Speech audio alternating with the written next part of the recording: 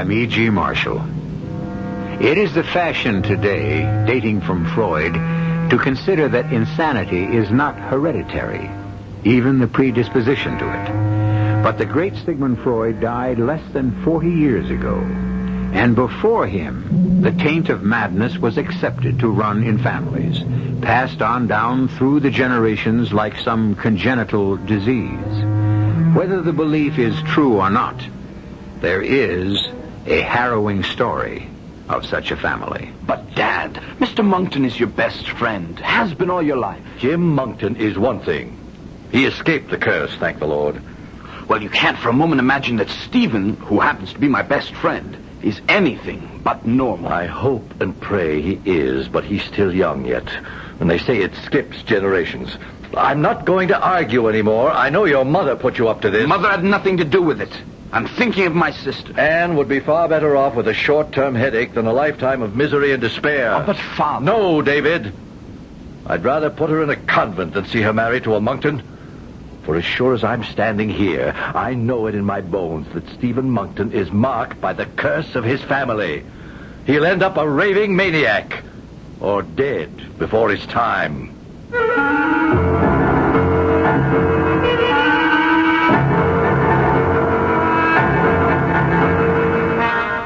Our mystery drama, Mad Monkton, was especially adapted from the Wilkie Collins classic For the Mystery Theater by Ian Martin and stars Christopher Tabori.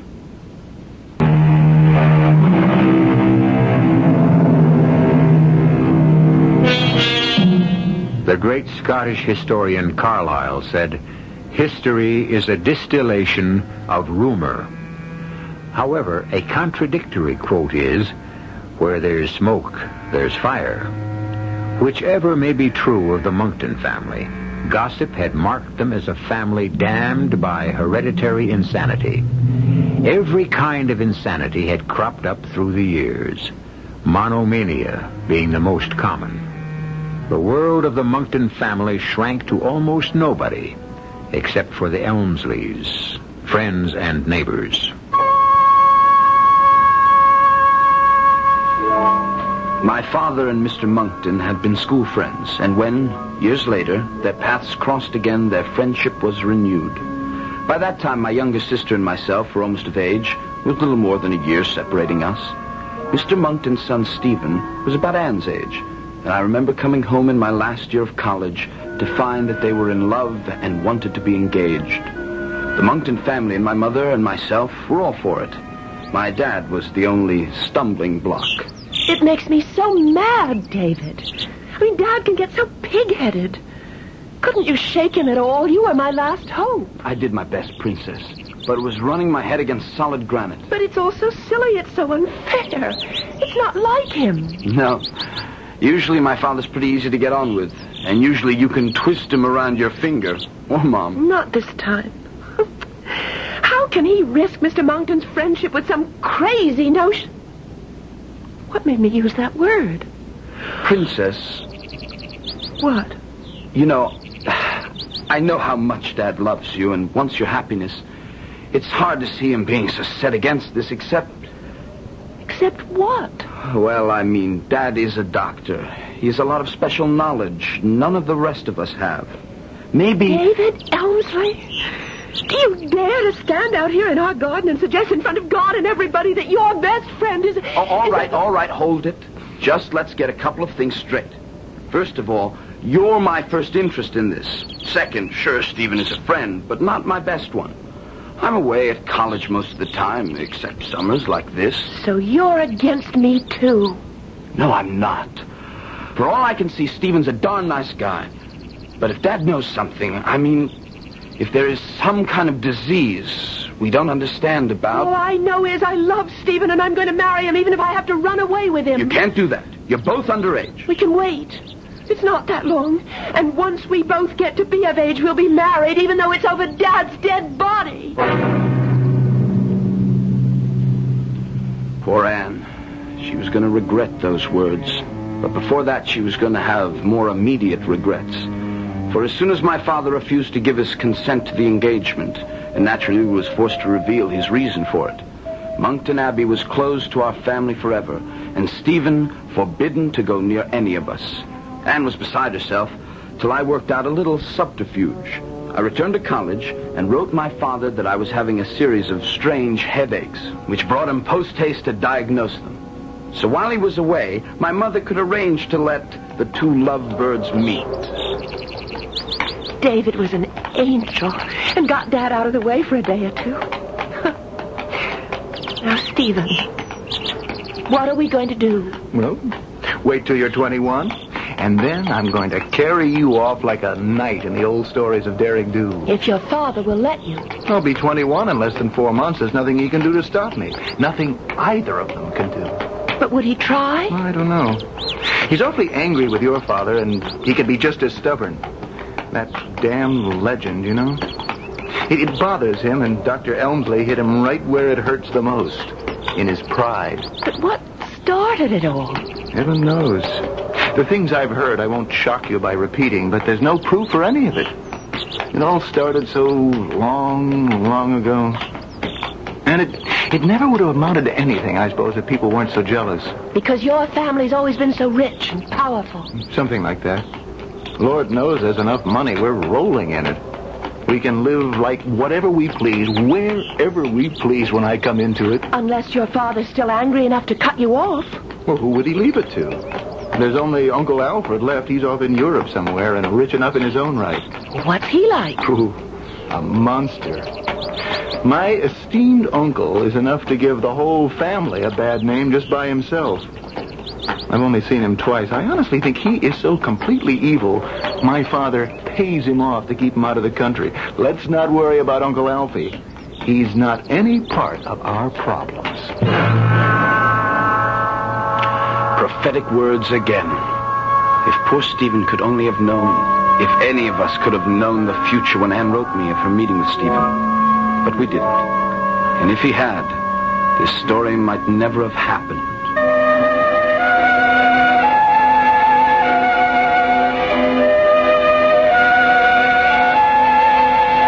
Just before the Christmas holidays, Stephen's father died very suddenly of a heart attack. Immediately after the funeral, my father, claiming that a lingering bronchial infection was endangering my mother's life, moved the rest of our family to the south of Spain. So it was that Stephen and I spent the Christmas season together, for many reasons. I appreciate your company, David.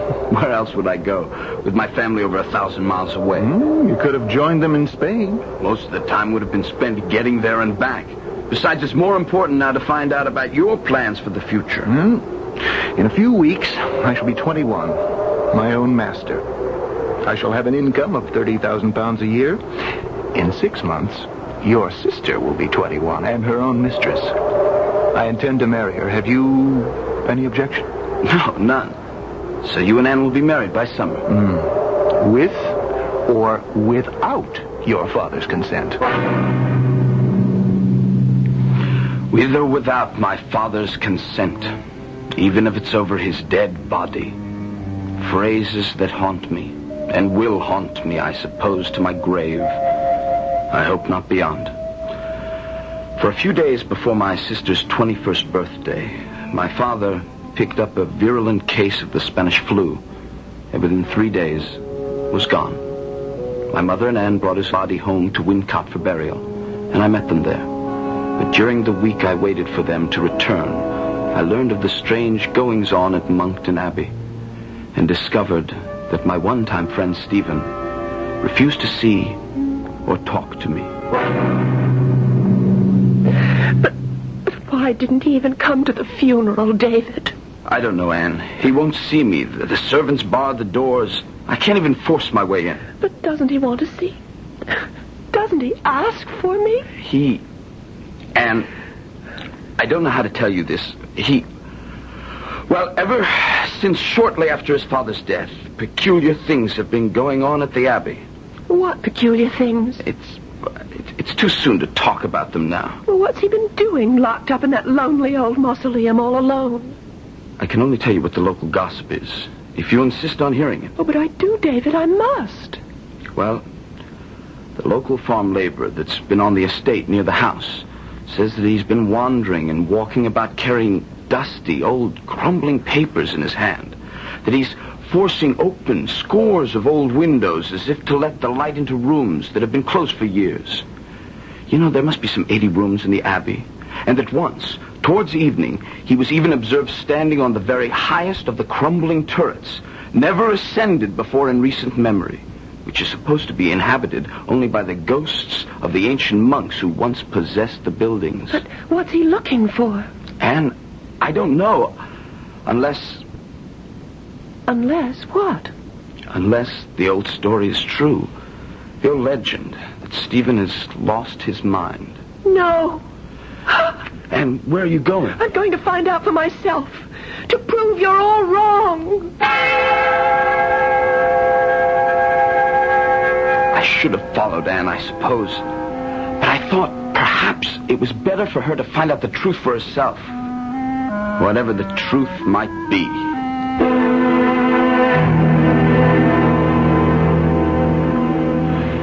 She came back later that evening, her face gray and haggard, but composed. I saw her right up the drive and went down to the stable to help her dismount. Well, did you see Stephen? Yes. We're not going to be married right away, of course. It's only decent to mourn Father a while. You sound strange. Is Stephen all right? He will be. You mean he is insane? No. He has to go abroad for a few months to settle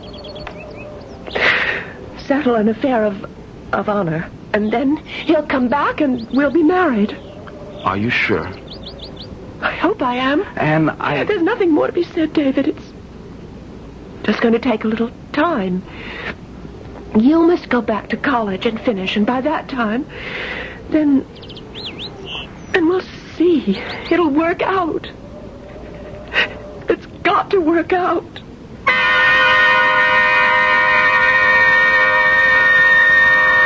I couldn't get any more out of her. Stephen still refused to see me. I went back to college, graduated, and returned. My mother could tell me nothing new. I looked for Anne, and I found her in the garden, gazing off towards the great bulk of Monkton Abbey.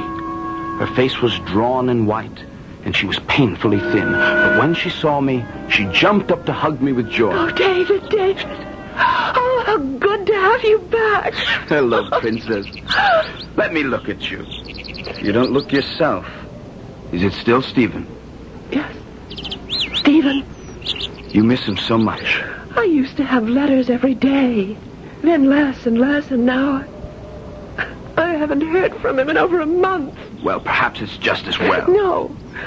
I love him. I'll never love anyone else.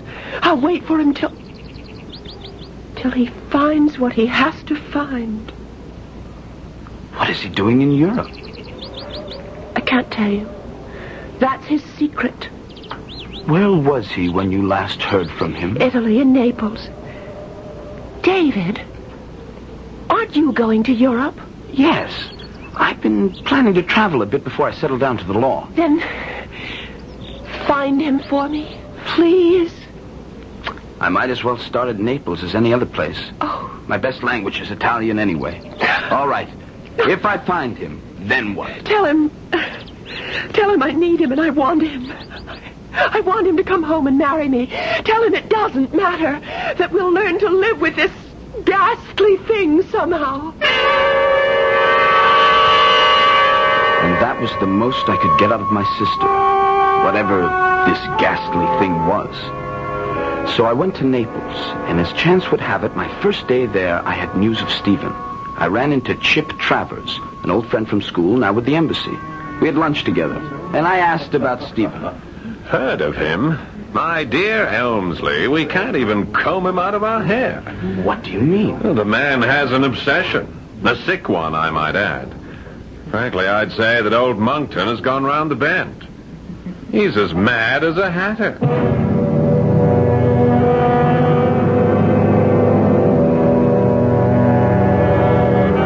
So it seems that the black cloud of tragedy does indeed hang over the house of Monkton. That madness is an inherited trait. Yet Anne denies it. Is she blinded by love? And if not, what is the ghastly secret she and Stephen would have to spend their lives with? In a moment, I'll return with Act 2.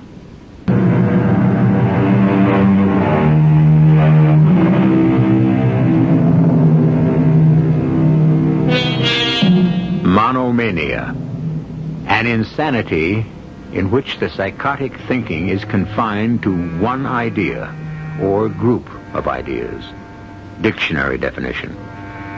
And the whispers and rumors and accusations which have been voiced about the Monkton family for centuries, about the curse that lies on it, have tended to stress this particular form of madness. But what one idea or group of ideas? What is the dread obsession that has seized his forebears and apparently has reached into modern times to fester now in Stephen Monkton's brain? Why do you say that? And why should he be bothering the embassy? Well, you know he had an uncle, a pretty bad lot. He's been traveling around Europe for years. Yes, Alfred Monkton. That's our boy. Apparently, one of his past misdeeds caught up with him, and he got himself shot in a duel somewhere in Italy. News of it reached Stephen, and he arrived here a few weeks ago. But since then has been pestering the living daylights out of us, the police, all the authorities. To have some action taken against the man who killed his uncle? Oh, Lord, no. The police are trying to follow that up. Naturally, since under present law it constitutes murder. The opponent and the seconds disappeared into thin air. But Monkton, by all evidence, doesn't give a hang about them. All he wants is his uncle's body. Is that so impossible? Oh, probably. I don't understand. Look, we only heard of this duel from a French journal some weeks after it happened. Monkton's second died and left some papers constituting a partial confession. But the one vital thing not included was where the duel was fought. So nobody knows where Alfred Monkton was buried. Or if he was buried at all.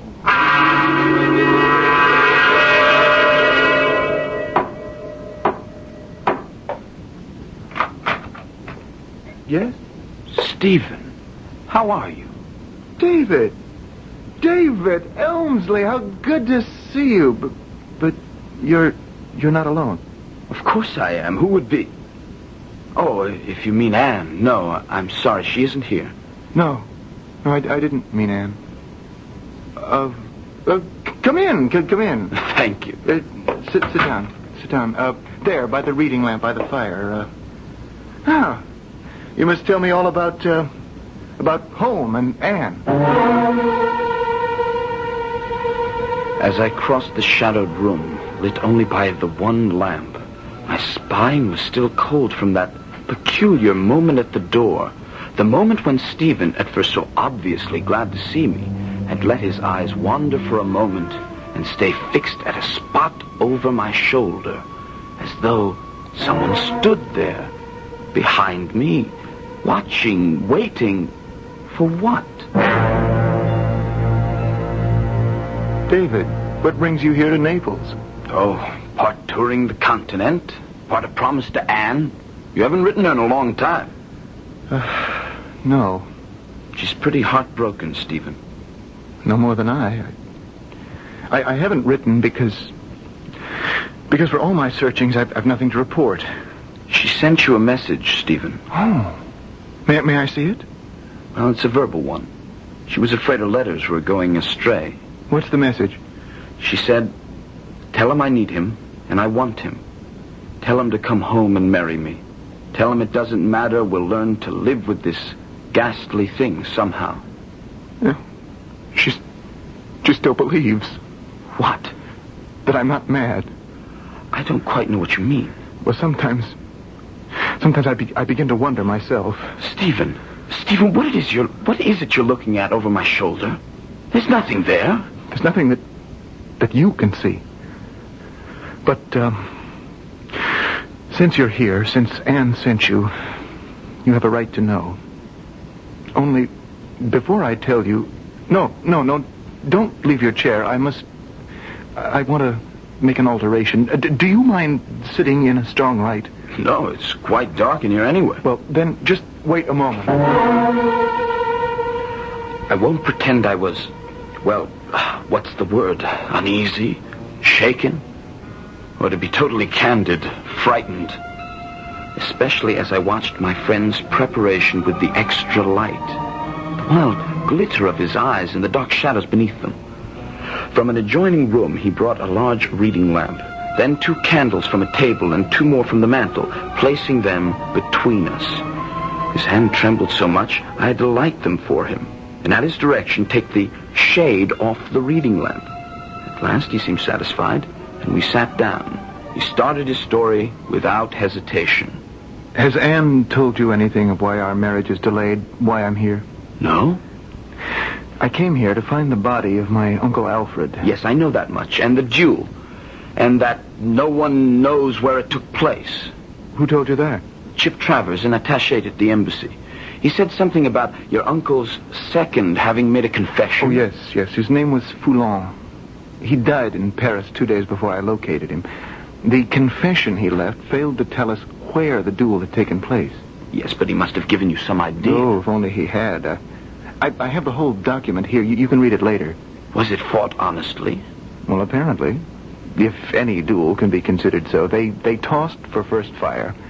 My uncle lost. They were placed 30 feet apart. The winner of the toss advanced 10 paces and fired. Had he missed, my uncle could have walked right up to the other and shot him through the heart or head as he desired. But he didn't miss. No. My uncle was dead before he hit the ground. Monsieur Foulon then states that he tore a leaf from his pocketbook describing the circumstances of the death and pinned it to my uncle's chest. Then they started with their plan to dispose of my uncle's corpse. Well, go on, Stephen, go on. I can't. That's where it ended. David, I've hunted, heaven knows, I've thrown money around like a drunken sailor, and a rich one at that. But I don't know the country, I don't know the language. I'm insulted, laughed at almost to my face. Stephen, wait a minute. Can I ask a couple of questions? Of course. How often have you seen your uncle? Twice, when I was a child. Did you like him that much? Like him? I hated him. As the family did. He disgraced our name wherever he went. He was a liar, a cheat, for all I know, a murderer. I gathered from my friend that's sort of the official attitude, too. I don't care about their attitude. What I'm trying to say is, maybe you are being given the runaround, but maybe they don't think you're in earnest. Not in earnest. Come with me. I'll convince you. He leaped to his feet, grabbing a candle, and hustled me into the next room. On one side of his bed was a packing case at least 7 feet long. The top was open so that I could see the case contained a lead coffin, magnificently emblazoned with the Monkton arms, and on a plate the name, Alfred Monkton, with his age and the manner of his death inscribed underneath. Now, I must tell you the secret, so that you don't think me completely mad. What is it? You're looking over my shoulder again as if... Look at me, Stephen, please. Yes. Yes, if you will just take your seat again with the lights between us. So. Now, you know the Monktons' reputation. Stephen, let's spare ourselves all the old wives' tales. I can't. You must be part of it now. Do you also know, or have you heard, the family prophecy? No. I can show you the original fading parchment. I will, but for the moment, it's easier to recite it. When in Abbey's vault a place waits for one of Monkton's race, when that forlorn one shall lie graveless under open sky, beggared of 6 feet of earth, though lord of acres from his birth, that shall be a certain sign of the end on Monkton's line. From mortal men, from light of day, the last Monkton shall pass away. Now, really, Stephen... For 1,000 years, at no matter what cost, no matter where he fell or how he died, at no matter what cost or sacrifice, in the vault, under the abbey at Wincott, lies every one of my ancestors. The succession of the dead in Monkton Valley Vault has never been broken. Till now. I can see by your face you want to ask me how I can believe in a doggerel prophecy written and uttered in an age of superstition and ignorance. I'll tell you why I do. Because behind you, right at this moment, as he has ever since you came, confirming my belief, stands Alfred Monkton himself. Something about the tone of his voice, the fixity of his stare, his own total belief in what he saw, kept me from turning my head. At that moment, I, too, believed that if I looked over my shoulder, I would see... He stands behind you. Death glare in his eyes. As I've seen him walking and sleeping from the moment he was shot. What do you mean, from the moment he was shot? How could you? When your father whisked Anne away from me to Spain, I was at loose ends, waiting for Anne to come of age so that we could be married. I had to fill my days with something to do, and I was in a mood to clean out all specters, throw away the past. I decided to look in every nook and cranny of the Abbey, clear out the debris, search my family history, and try to lay the ghost for once and for all. What did you find? Great cabinets and iron-clasped chests filled with loathsome secrets of horrors and darkness. Oh, damn. I suppose we were neither better nor worse than all medieval barons, but the things I found... Well, that's dead and gone, I thought. It's the past, which I'm going to cut myself free of and start a new future. I'd worked myself to the highest turret by this time, and I was choked with dust. I stepped out just before sunset, choosing my footing carefully, watching the setting sun and thinking of Anne. And suddenly, yes, standing in front of me, beyond the battlements in mid-air, was the figure of Alfred Monkton. Faintly luminous, as he stands behind you now. Did he speak? No. Was this before the news of the duel reached Wincott? 2 weeks. I didn't know the date of it then as I do now. It was March 14th, the same day as I stood on the battlement. The very moment the bullet entered his side and killed him. And now you know why I dare not marry your sister. Not till I fill the empty place in the Monkton Abbey with the body of my uncle. And then, by God, I will burn it to the ground.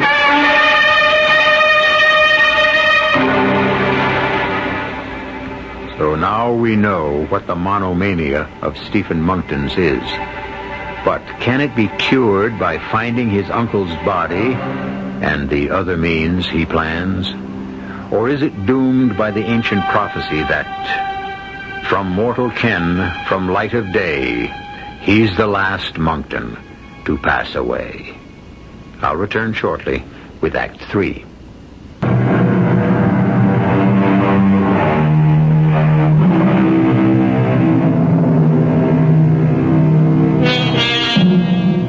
David Elmsley, caught between his desire for his sister's happiness and a friend who held it in his hand, but suffered from what seemed to be a hereditary and incurable malady. But was it incurable? Was it only an aberration which could be disposed of by the simple means of finding an errant corpse? After I left Stephen that night, I sat and thought long and hard. I knew Stephen could no longer go this alone. Besides, while I could not believe the phantom, I was intrigued by the story of the duel and the missing corpse. I read all the papers Stephen had given me carefully before going to bed. By the next morning, I had seen Chip, the police, and all the authorities concerned, and made my decision. David, I thought you deserted me. Quite the contrary. We have plans to make and a journey to take. Well, what is it you have in mind? First, here are your papers. I've talked with all the authorities. As you know, there's no language barrier for me. So I now know all that they have done. Nothing for all the money I've spent. Not true. Just misguided, I believe. Now look, the duel was arranged here in Naples 2 days before it took place. The police have concentrated on trying to find Count St. Lo, the other principal, and his second. So they have searched the road towards Rome. I agree with you that they were less than thorough. Where would you search? Since the route was so roundabout, and since they wanted to be out of the Neapolitan states, I think the duel was actually fought not far from here. All the rest was a blind to circle back. But where? I'm not clairvoyant, but I think we ought to start looking as close by as possible. You're right. I can feel it. We're going to find him and take him home, and at last this long nightmare will be over. Poor Stephen. He built his expectations so high. For 3 days we coursed the neighborhood without success. Each day his hope diminished. And traveling through that rough country, even by mule, I was beginning to realize how few physical resources my poor friend had left. So on the 4th day, I went alone. There was a pitiless sun that day, and I gradually ascended into a deeper woods over the stony ground. By the time my watch suggested my return, I suddenly came out of the thick greenery and saw before me an ancient monastery, halfway crumbling into ruins. On my way to it, I was oppressed by an overbearing odor, a smell that suggested only one thing to me. I turned my mule off the path to a building from which the odor came. It was closed, save for a jagged hole where the roof had broken in. By standing up in my stirrups, I could glimpse almost to the floor. The sight of horror grasped my gut. Stretched on a rude table supported by trestles was the decomposing body of what had once been a man. The sheet that had once covered it rotted away. Suppressing my desire to scream, I cleared my head with a pinch of snuff. Then I rode the mule down the hill to the monastery, and by its ancient gate, pulled on the bell cord. What is it you please to want?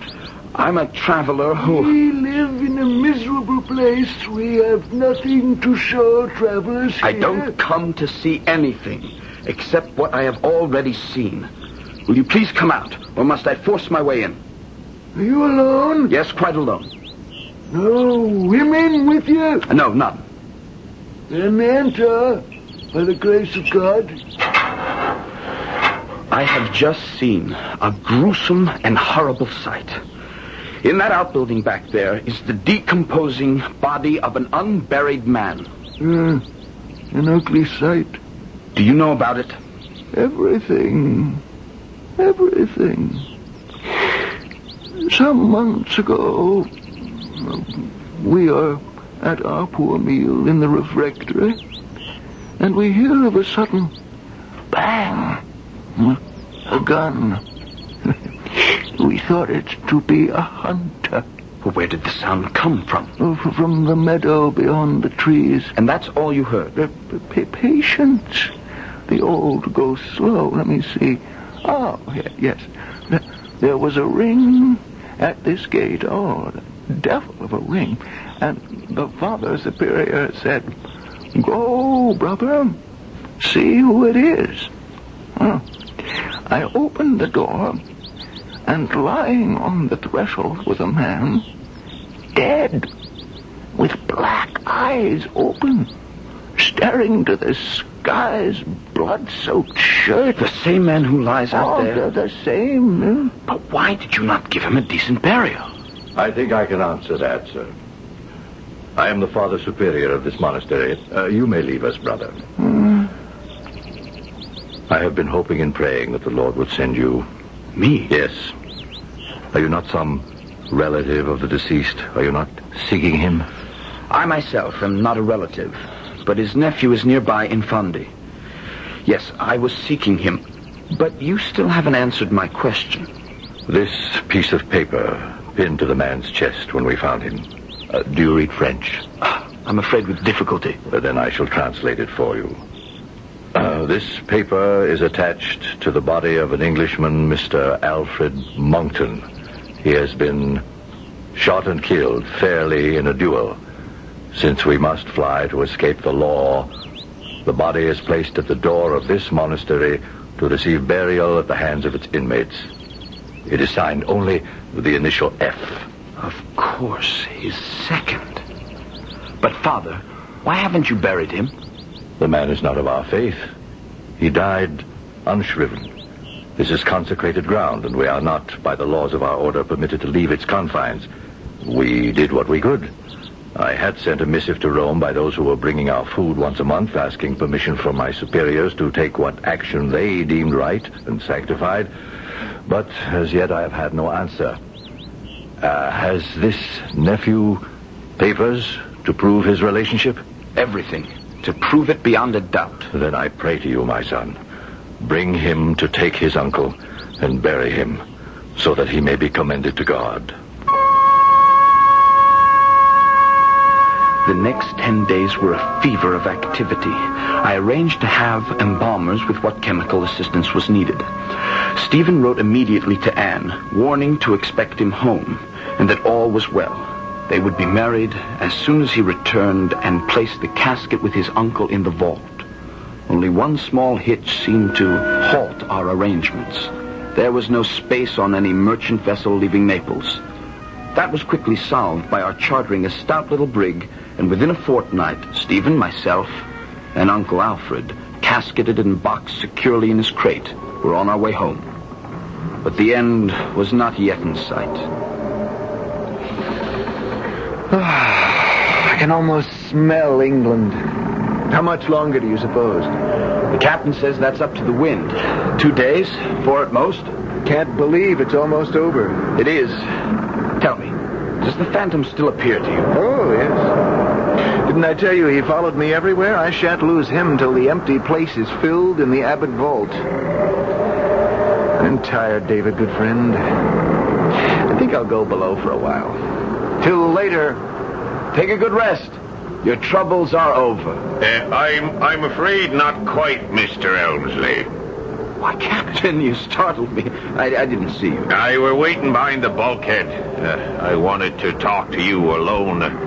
Mr. Elmsley, we have a serious problem. And yes, what is that? You see, there's a Maltese boy aboard, a bad sort. He's told the whole crew that the packing case in Mr. Monkton's cabin contains a dead body. Now, we're in for some rough weather. There's a squall almost on top of us. It'll give us a breather. But after it's over, you have one or two choices.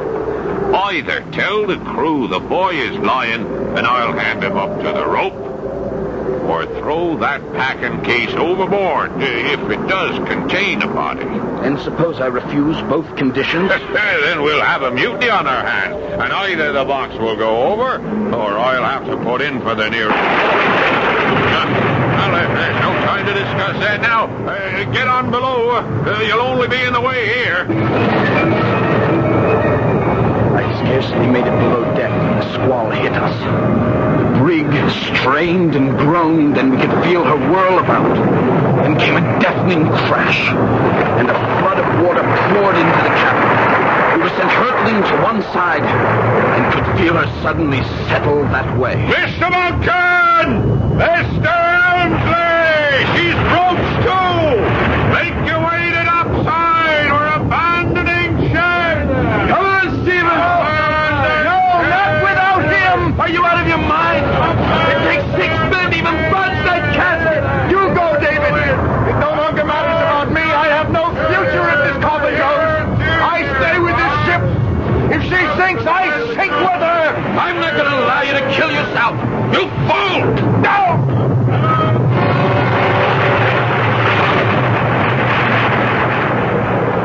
The rest was madness. After I knocked Stephen out, I got him on deck somehow. He came to, and he was like a maniac. It took 5 of us to get him aboard the longboat and hold him as we pulled away from the ship. The squall passed as suddenly as it come up, and by that time the brig, dragged down by her broken mast and sail, and the water she had shipped sank to the bottom, taking Alfred Monkton with her. And as she went, Stephen sagged in our arms and lay quiet and hopeless.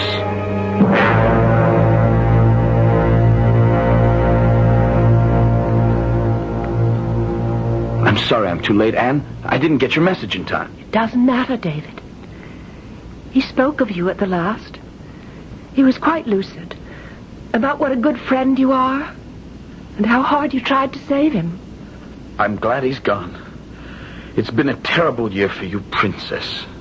Why you ever married him? I loved him. And he had to have someone to take care of him. Oh, he was quite mad. He was ill, that's all. He lies there, David. Next to the empty spot where Alfred Monkton's casket should lie. The prophecy fulfilled. Oh, no. No, Stephen was not the last of the Monktons. You see, I'm carrying his child. You must be mad, too. No. For someday he will fill the empty spot, and the nonsense will be gone forever. Our grandchildren could come out in the sun. The curse will be dead. And this family will at last escape from the heritage of being the mad Monktons.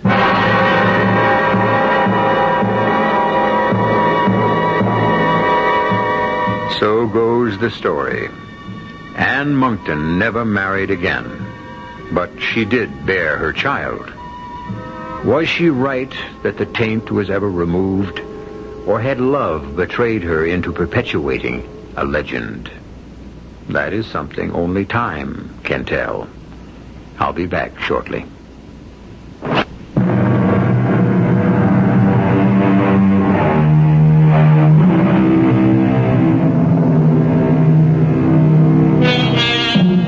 Just one addendum to our tale. Shortly after the events in it, a raging fire swept the abbey, and its ancient stone structure, weakened by the flaming heat and its own antiquity, collapsed in a mass of rubble. Fortunately, Mrs. Monkton and her young boy Stephen were away, visiting her brother, Mr. David Elmsley, and his wife in America, where David had gone to live.